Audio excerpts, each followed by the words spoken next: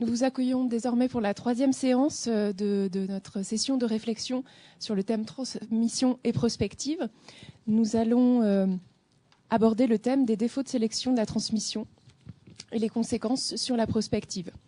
Après avoir éclairé l'articulation entre la transmission et la prospective à la lumière de l'art hier, le Graphe nous propose aujourd'hui une approche plus technique de la transmission.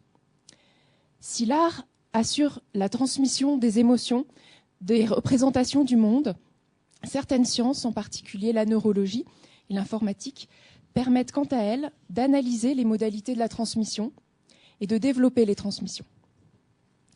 À partir des exemples de la transmission neurale et de la transmission d'informations permises par les nouveaux réseaux de communication, en particulier Internet, nous allons pouvoir réfléchir à ce que sont les conditions d'une transmission de qualité, à défaut d'une transmission optimale. Je remercie le professeur Evrard, qui est professeur des universités à l'université Paris Diderot, qui a créé et longtemps dirigé le service de neurologie pédiatrique et des maladies métaboliques à l'hôpital Robert Debré, à l'assistance publique Hôpitaux de Paris, et le professeur Dida, qui est professeur d'informatique à l'université Pierre et Marie Curie, spécialiste d'Internet, d'avoir accepté de contribuer à l'animation de notre réflexion.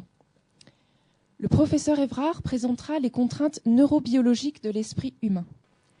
Comment s'effectue la transmission de l'information dans le système nerveux? Quels sont les défauts possibles de la transmission?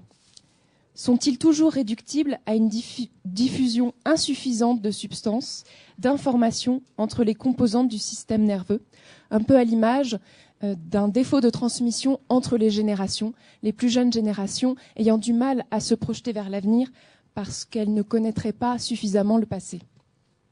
Nous verrons que ce sont parfois la saturation, le manque de sélection dans la transmission qui altèrent la qualité de la transmission. Ne peut-on dès lors se risquer à dresser un parallélisme avec l'avalanche d'informations que les réseaux modernes de communication nous livrent? Comment peut-on se projeter vers l'avenir avec sérénité et lucidité si nous ne savons opérer une sélection parmi toutes les informations dont nous sommes quotidiennement assaillis? Voici quelques traces, parmi d'autres, vers lesquelles les intervenants de la matinée vont nous guider.